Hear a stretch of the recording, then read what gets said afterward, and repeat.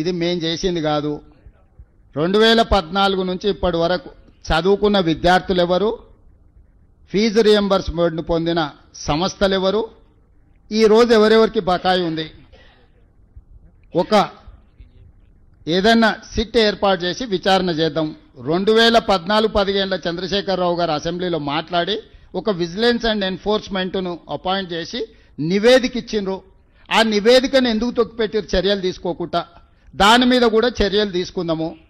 నేను ఆ కళాశాల యజమానులను, మీరు వ్యాపారం చేసుకుంటారు, మీరేం సేవ చేస్తలేరు, మీ వ్యాపారంలో మీరు ఎంత సంపాదించిండ్రు, మీరు ఎట్లా సంపాదించుకుంటున్నారు, ఏమేం జరిగింది అనేది అందరికీ తెలుసు. రాజకీయ ప్రేరితమైన స్టేట్మెంట్లు అధికారులను తిట్టడంతో మీకేం ఫీజు రియంబర్స్మెంట్ రాదు.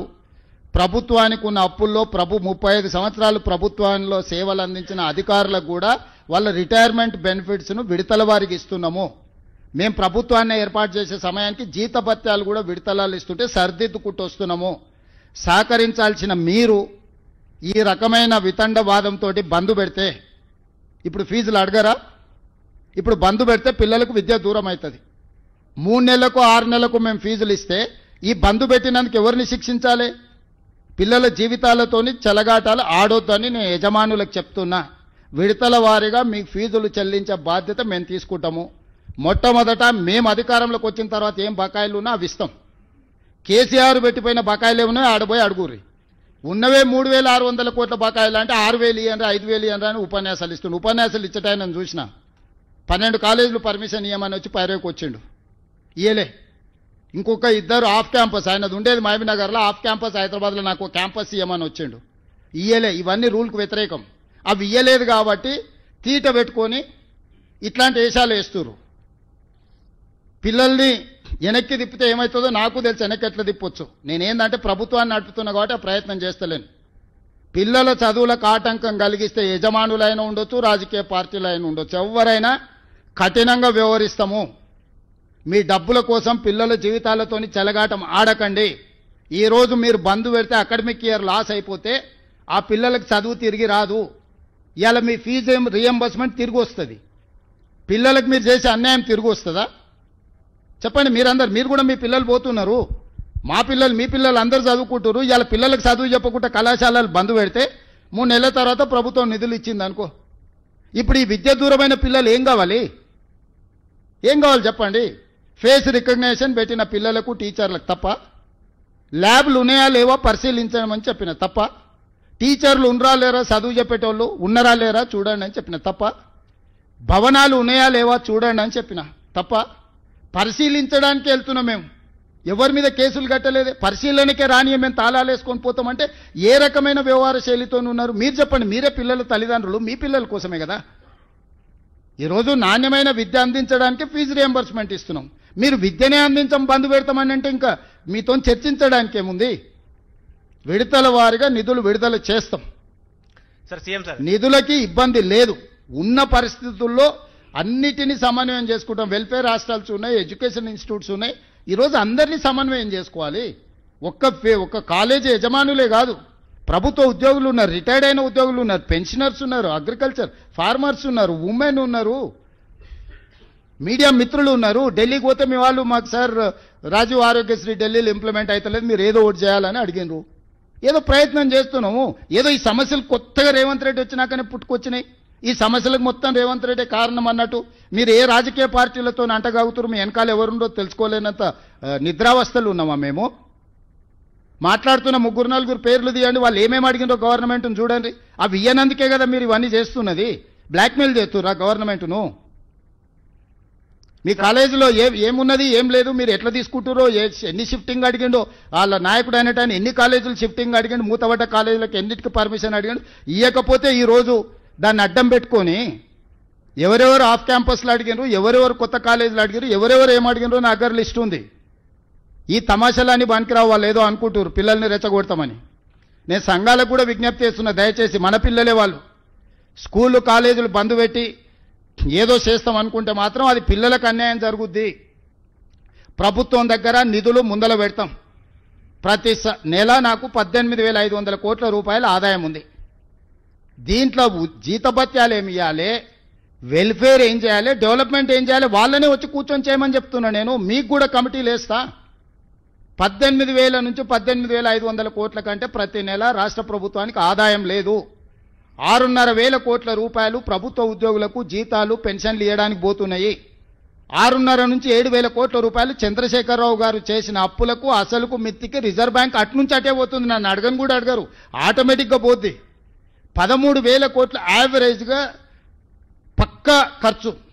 ఇక మిగిలిందే 5,500 కోట్ల రూపాయలు. 5,500 కోట్ల రైతు రుణమాఫీ ఏం చేయాలి, రైతు భరోసా ఏమి ఇవ్వాలి, ఆర్టీసీ బస్ ఏమి ఇవ్వాలి, షాదీ ముబారక్ ఏమి ఇవ్వాలి, కళ్యాణ లక్ష్మి ఏమి ఇవ్వాలి, పెండింగ్ ప్రాజెక్టులను ఏం కట్టాలి, రిటైర్మెంట్ ఉద్యోగస్తులకు పెన్షన్స్ లేకపోతే వాళ్ళ రిటైర్మెంట్ బెనిఫిట్స్ ఏమి ఇవ్వాలి, పిల్లల ఫీజు రియంబర్స్మెంట్ ఏమి ఇవ్వాలి, సీఎం రిలీఫ్ ఫండ్ ఏమి ఇవ్వాలి, ఏమి ఇవ్వాలి?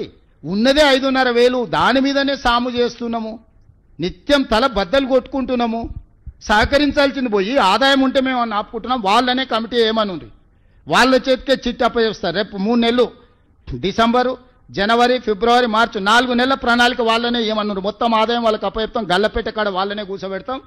కాలేజీలో చదువులు చెప్పేటోళ్ళు మేనేజ్మెంట్ తెలిసిన వాళ్ళే కదా, వాళ్ళ వెనకాల ఉన్నోళ్ళు వాళ్ళు కూర్చొని 18,000 నుంచి 18,500 కోట్లు ఏదైతే మనకు ఆదాయం వస్తుందో దేనికి ఖర్చు పెట్టాలని చెప్పండి. జీతాలు ఆపాలనా, బ్యాంకు మిత్తులైతే మనం ఆపినా ఆగదు, రైతు భరోసా ఆపాలనా, షాదీ ముబారక్ ఆపాలనా, కళ్యాణ లక్ష్మి ఆపాలనా, రాజీవ్ ఆరోగ్యశ్రీ ఆపాలి, ఏం ఆపాలనో చెప్పమని వాళ్ళే చెప్పమన్నారు. ఏది ఆపితే ఏది ఇవ్వాలి. ఎస్సీ ఎస్టీ బీసీ మైనారిటీ పిల్లలకు వెల్ఫేర్ హాస్టళ్లలో భోజనం డబ్బులు ఆపాలనా, ఏం ఆపాలి? మీరు ఎన్ని డొనేషన్లు తీసుకుంటున్నారు? మీ పిల్లలు చదువుకుంటున్నారు ఇంజనీరింగ్ కాలేజీలలో, మెడికల్ కాలేజీలో ఎంత డొనేషన్ తీసుకుంటారు మీకు తెలియదా? మీ ఈడున్నోళ్ళు సాక్షి కాదా? ఎట్లా వసూలు చేస్తారో వచ్చే సంవత్సరం డొనేషన్లు అది కూడా చూస్తా. ఏసాలు వేసిరు అంటే కుదరదు. ఎవడెవడు ఏ సీట్కి ఎన్ని డొనేషన్లు తీసుకుంటారో మీరు చట్టం మాట్లాడుతున్నారు కదా, నేను కూడా అన్ని చట్టాన్ని అమలు చేస్తా. పక్కడ్బందీకి ఇద్దరం కలిసి తారీఖు పెట్టుకొని మేము ఇద్దరం కలిసి చట్టాన్ని పక్కడ్బందీగా అమలు చేద్దాం. రండి, ముందరికి రండి, మిమ్మల్నే వేస్తాను. నేను ఉండను, మీరే మీ జర్నలిస్టులు, సీనియర్ జర్నలిస్టులు ఉన్నారు కదా, మిమ్మల్ని ఒక కమిటీ చేస్తా. Will implement everything. మరి ప్రభుత్వ ఉద్యోగస్తులకు 1 నెల జీతం ఆపుదామని ఇచ్చేద్దాం. 1 నెల జీతం మరి ప్రభుత్వ ఉద్యోగులకు ఆపుదామంటే చెప్పండి రీ. అరే అర్థం పర్థం ఉండాలి. బెదిరించడానికి, బ్లాక్మెయిల్ చేయడానికి నోరుంది కదా అని ఏది పడితే అది మాట్లాడితే అధికారులను తిడితే అధికారులు ఏం చేస్తారు? అంటే మీరు అడ్డగోలుగా చేస్తే ఏది పడితే సంతకం పెడితే ఒకడొకడు ఎట్లా ఫీజులు పెంచుకొని వచ్చిండ్రు. వాళ్ళ లెక్కలు చూస్తే అసలు కళ్ళు తిరిగిపోయినాయి నాకే. విద్య వ్యాపారం కాదు, విద్య సేవ. విద్యను వ్యాపారంగా చూసి వ్యాపారం తెలివితేటలు మెలుకోవాలని ఇంట్లో పెట్టి గెలుకుతామని అంటే అదేం కుదరదు. కొన్ని రోజులు ఇబ్బంది అయితే ఇబ్బందిని ఎదుర్కొంటాము. నేను కూడా ప్రజలందరికీ విజ్ఞప్తి చేస్తా, ఏం జరుగుతుందో. ప్రభుత్వ ఉద్యోగులు కూడా ఆలోచన చేయండి. మీరే మీ దగ్గరనే ఉంది కదా ఫైనాన్స్, నా ఇంట్లో ఏముండదు కదా నగదు, లెక్కలన్నీ అక్కడనే ఉన్నాయి. అర్థం పర్థం లేకుండా మాట్లాడి ఏది పడుతుంది మాట్లాడి ఎట్లా పడితే అట్లా మాట్లాడి మీ వెనకాల రాజకీయ పార్టీలు ఉన్నాయని చెప్పి మీరు ఏది పడితే అది మాట్లాడతారా? మీరు అడిగినవన్నీ అనుమతులు ఇవ్వాలనా? అరోరా రమేష్ ఎన్ని కాలేజీలకు అడిగిండు, ఎన్నిటికి అడిగిండు? అన్ని అనుమతులు ఇస్తే ఉంటుందా ప్రభుత్వము? ఆ జయప్రకాష్ ఆయన మహబూబ్నగర్, ఆయన కాలేజ్ మహబూబ్నగర్లో ఉంటా, హైదరాబాద్లో క్యాంపస్ పెట్టుకుంటాడంట, అనుమతి ఇవ్వాలంట ఆయనకు. ఇవ్వకపోతే బ్లాక్మెయిల్ చేస్తాడంట. ఇదా ఎట్టకెళ్ళి తెచ్చేయాలి నేను? నీ ఉన్న కాలేజేడా, నువ్వు నడుపుతున్నదేడా, నీకు ఆఫ్ క్యాంపస్ ఏడు ఇవ్వాలి? ఇక దీని వెనకాల ఉన్న బీజేపీ నాయకులు ఏం అడిగిరో నాకు తెలుసు కదా, ఏమి ఆఫ్ క్యాంపస్లో అడుగుతారు, ఏం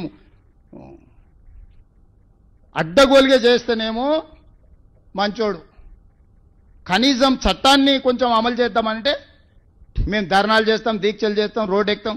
మా ఆర్ కృష్ణయ్య అన్న కూడా అమాయకంగా పోయి వాళ్ళ ఉచ్చులో పడుతున్నాడు. కృష్ణన్న అమాయకత్వంగా అట్లా పడకు, నువ్వే పెద్ద మనిషి గుండు, ఫైనాన్స్ నీకు అప్పచెప్పేసేయి, నీ మీద నాకు గౌరవం ఉంది. నువ్వు మందకృష్ణ మాదికి ఇద్దరు కలిసి కూర్చొని ఈ 18,000 కోట్ల చిట్టి మీ చేతిలో పెడతా. రేపు రాబోయే 4 నెలలు ప్రభుత్వం ఎట్లా నడపాలనో మందకృష్ణ మాదిగకు, ఆర్ కృష్ణయ్యకు ఇద్దరికి అప్పచెప్తా. మీరే నడుపురి, చెప్పురి. మీరు ఎవరికి ఏమంటే వాళ్ళకే రిలీజ్ చేస్తాడు. నేను బట్టి విక్రమార్క గారికి, సందీప్ సుల్తాన్కి, చీఫ్ సెక్రటరీకి ఆదేశాలు ఇస్తా. వీళ్ళిద్దరే ఫైనాన్స్ కమిటీలు ఉంటారు. ప్రతి నెల 1వ తారీఖు నుంచి చివరి తారీఖు వరకు వాళ్ళు చెప్పినట్లు నిధులు విడుదల చేయండి అని. ఎవరికి ఏమంటే వాళ్ళకి ఇస్తా. పోనీ నన్ను అప్పు ఊడుతుందా బజార్లో, అదన్నే తీసుకురండి.